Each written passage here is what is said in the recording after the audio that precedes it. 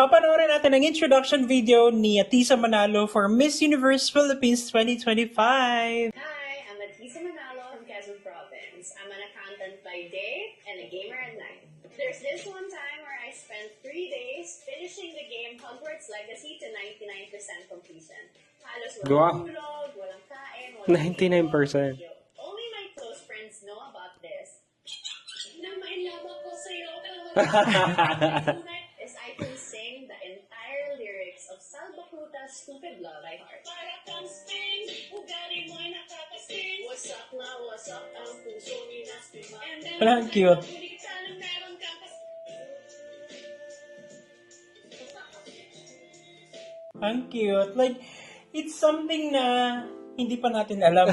Kasi last year, ang maalala ko talaga is yung Pogs. I think yun ba yun? Basta something ganun.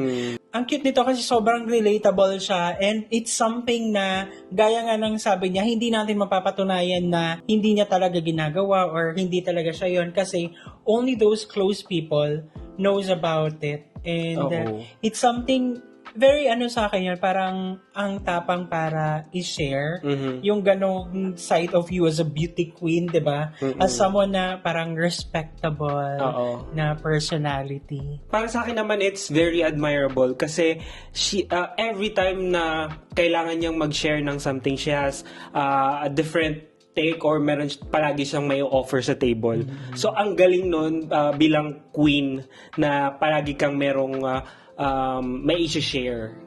It's relatable at Tisa this year talaga.